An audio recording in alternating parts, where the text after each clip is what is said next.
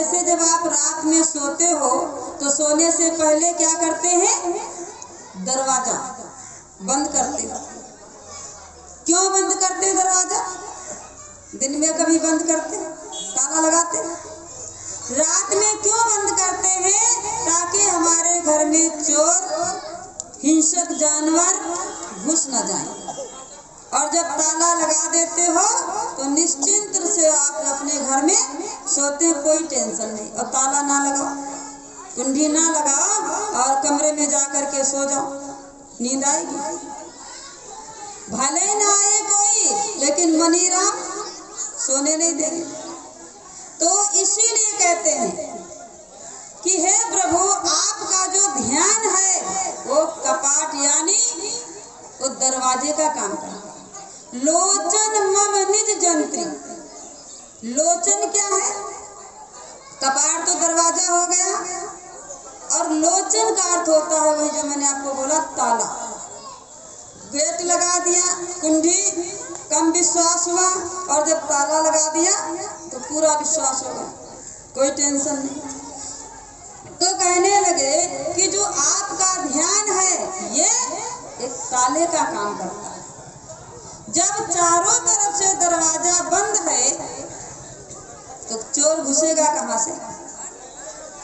ऊपर से लिंटर, चारों तरफ से दरवाजा, तो चोर जाएगा? नहीं जाएगा ना। एक विश्वास और जाएगा भी।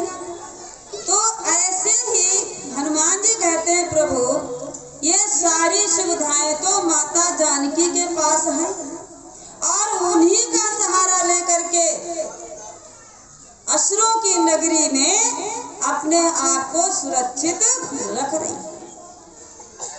भगवान कहने लगे, मैं यही तो जानना चाहता था, और अगर ऐसी बात है तो मैं भी बड़ा प्रसन्न हूं। तो सज्जनों, अब क्या हम सुनते तो हैं, तो वही सुविधा तो गुरु महाराज जी ने आज इस संसार में मानव को दे रहे कि नहीं? अब हम ही ना जो है प्रयास करें, ताला चाबी है और लगाए ना, तो किसका दोष? चोर का नहीं, या ताले का, कि ताला होते हुए चोर आ गया है, तो अपना दोष। तो ऐसे ही जो हम इतिहास पढ़ते हैं महापुरुषों के, तो उन्होंने भी उस आत्मज्ञान को जान करके ही अपने जीवन की रक्षा किया, और वही ज्ञान समय समय पर महापुरुष आकर के देते हैं। क्योंकि रामायण में लिखा है कि जब जब धर्म की हानि होती है, अधर्म बढ़ता है, तब तब वो जो महान शक्ति है इस धराधाम पर अनेक रूपों में आती है। क्योंकि रामायण के अंदर तुलसीदास जी ने लिखा है, जब जब होए धर्म की हानि, बढ़े असुर अधम अभिमानी, तब तब धरि प्रभु विविध शरीरा, हरहि कृपा निधि सज्जन पीड़ा। तो क्या लिखा रामायण में कि जब जब होए धर्म की हानि, हानि का अर्थ क्या होता है? नुकसान, समाप्ति। जैसे अभी गेहूं की फसल खेत में लगी है, और मान के चलो कभी हवा चल जाती, बारिश हो जाती है, नुकसान हो जाता, तो क्या कहेंगे? हमारी फसल मतलब फसल हानि हो गई, नुकसान हो गया। ज्यादा जब होता है तो बिल्कुल ही समाप्त हो जाता है।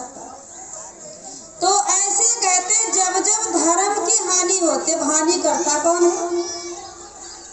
ये जानवर, पशु पक्षी। किसने किया हानि? मनुष्य। अब मनुष्य हानि कैसे कर रहा है? तो आप कहेंगे कौन कर रहा हानि? सब तो जो है अपने अपने कार्यों में व्यस्त हैं, तो धर्म की हानि करने का अवसर ही कहाँ, क्यों फुर्सत ही नहीं।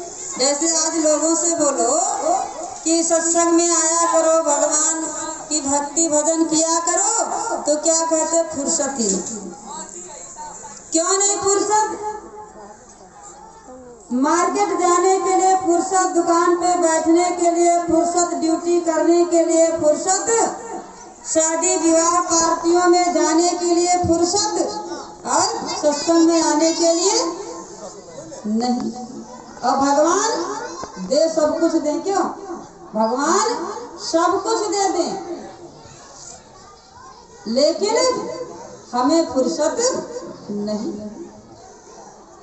तो संत कहते हैं कि यही तो मनुष्य के जीवन में आश्चर्य है कि जहाँ पर उसके जीवन का उत्थान होना चाहिए, कल्याण होना चाहिए, और वहाँ पर जाने की फुर्सत नहीं।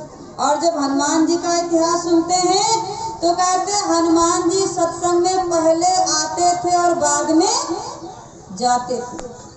अगर आप रामायण जब पढ़ते हो तो सबसे पहले शुरुआत में तुलसीदास जी की जीवनी कहानी दी गई है, और उस कहानी में तुलसीदास जी ने कैसे भगवान राम के दर्शन किए ये भी आपने पढ़ा होगा। जब तुलसीदास जी बबूल के पेड़ पे पानी डालते थे और उसमें प्रेत प्रकट हुआ, तो प्रेत ने कहाँ का एड्रेस दिया था तुलसीदास जी को? नहीं, वो दिया था कि जहाँ पर सत्संग होता। और कहने लगे, वो प्रेत कहने लगा कि यदि आपको भगवान का दर्शन करना है तो आपको सत्संग सुनना पड़ेगा। और कहाँ भेजा?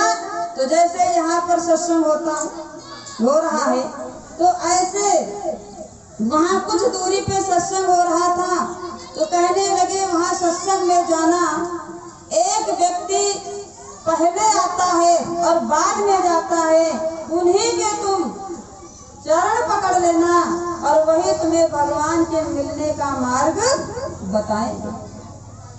तुलसीदास जी ने वैसे ही किया, पहुंच गए वहां। जब पहुंच गए तो देखा कि एक व्यक्ति पहले आया और बाद में जाता, 2-4 बार देखा। और जब यही क्रम चलता रहा तो एक दिन जाते समय उन्होंने उसके चरण पकड़ लिए। और उस दिन हनुमान जी अपना भेष बदल कर आए थे, कोढ़ी का रूप बनाकर। जब चरण पकड़ लिए तो कहने लगे भाई तो मेरे चरण क्यों पकड़े हो? क्योंकि उनको प्रेत की बात याद थी। कहने लगे मुझे भगवान का दर्शन करना है और मुझे किसी ने बताया है कि वो दर्शन आप ही करवा सकते हैं। पहले तो उन्होंने मना किया। जब उन्होंने चरण नहीं छोड़ा तो कहने लगे कि चित्रकूट के घाट पे जाइए, बहुत सारे वहाँ संत भी रहते हैं, आप भी जाओ, वहीं पर तुम चंदन घिसना और 2 बालक आएंगे चंदन लगाने, बालक के रूप में आएंगे, उन्हीं के चरण पकड़ लेना, क्योंकि वही साक्षात नारायण प्रभु राम हैं। तुलसीदास जी ने वैसे ही किया। और जब वैसे किया तो भगवान आए उनके पास, लेकिन पहचाना नहीं। जब पहचाना नहीं तब हनुमान जी तोते के रूप में पेड़ पे बैठ के कहते हैं चित्रकूट के घाट पे भय संतन की भीड़, तुलसीदास चंदन घिसे तो तिलक देत रघुवीर।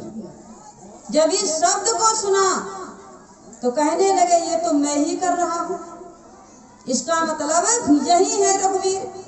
उनके चरण पकड़ लिया। जब चरण पकड़ लिया कहते हैं प्रभु अब आप मुझसे अपने को छुपा क्यों रहे, दर्शन दो। दर्शन दिया।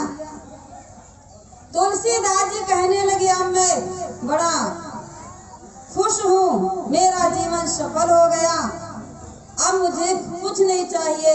भगवान कहने लगे तुलसीदास इस भूल में मत रहना कि मेरे दर्शन कर लिया तुम्हारा कल्याण हो जाएगा, क्योंकि तुम्हें जीवन में सदगुरु की शरण में तो जाना ही पड़ेगा।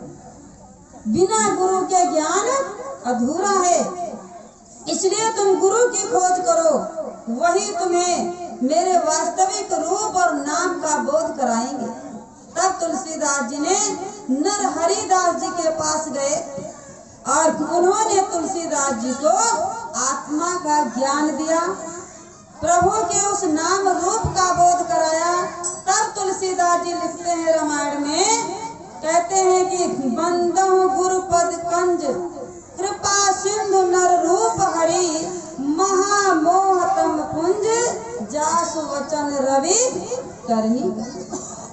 कहते कि मैं गुरु महाराज जी के चरणों की वंदना करता हूँ, जो नर रूप में हरि, जिनके वचन रवि की करनी करते हैं। तो रवि की करनी क्या है?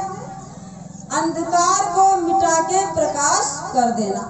ये तो बाहर का है, लेकिन एक अंधकार हमारे अंदर है, अज्ञानता का, और जो कितने जन्मों से चलता आ रहा है। तो वही जब समय के महापुरुष मिलते हैं तो वो क्या करते हैं, हमारे अंदर ज्ञान का दीपक जला देते हैं, और जब ज्ञान का दीपक जला देते हैं तो अंधकार समाप्त हो गया, प्रकाश हो गया। तो ये भी तो रवि का ही कार्य तो किया। और बहुत कुछ रामायण के अंदर तुलसीदास जी ने नाम की महिमा, गुरु की महिमा, मनुष्य शरीर की महिमा और सब कुछ उसमें लिख करके और हम और आपके लिए छोड़ गए।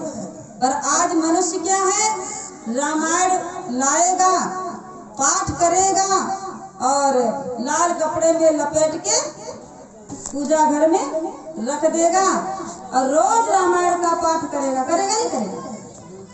लेकिन तोता रत्न, जैसे तोता रत्न कैसे कि एक जंगल में बहुत सारे तोता रहते थे, और वो क्या है आप जानते, तोता को जो भी सिखा दोगे वही बोलना शुरू करेगा। तो जब तोता रहते थे तो शिकारी आता है जाल बिछा करके तोतों को पकड़ के ले जाता है, और जब ले जाता है तो क्या करेगा, तोते को बेचेगा ही तो, और खरीदने वाला पिंजड़े में बंद करके रख देता है। काफी दिन चलता रहा। अब तोते ने सब मिल करके एक मीटिंग किया, कहने लगे रोज शिकारी आता है और हमारी फैमिली से 2-4 तोते क्यों ले ही जाता है, और हमारा जो है परिवार कम होता जा रहा है। कहने लगे भाई इसका कोई मार्ग निकालो बचने का। तो जो थोड़ा वरिष्ठ होते नहीं, तो वरिष्ठ तोते जो थे उन्होंने कहने लगे ऐसा करते हैं, शिकारी रोज आता है तो हम जो हमसे नीचे स्तर के हैं तोते, हम उनको कुछ मंत्र सिखाते हैं। क्या? तो कहते शिकारी आएगा, जाल बिछाएगा, लेके दाना डालेगा, पर फंसना मत। कहने लगे ये मंत्र बहुत अच्छा। अब रोज इकट्ठा करते थे और रोज सिखाने लगे तो काफी लोग सीख गए। जब सीख गए तो अपना मंत्र रट रहे हैं। अब क्या हुआ, शिकारी आया, जाल बिछाया और दाने डाला। जब दाने डाला तो तोता वे बोल भी रहे हैं, शिकारी आएगा, जाल बिछाएगा, दाना डालेगा, लेकिन फंसना मत। और दाने के जब लालच देखा आया तो सब जाके बैठ गए। उसने जाल को समेट लिया, कंधे पे डाल लिया, और तोता फिर भी वही। क्यों? शिकारी के कंधे पे बैठा है और मंत्र जपना चालू है। तो एक मिल गए संत, कहने लगे तोता भाई क्या मंत्र पढ़ रहे हो? कहने लगे अरे तुम्हें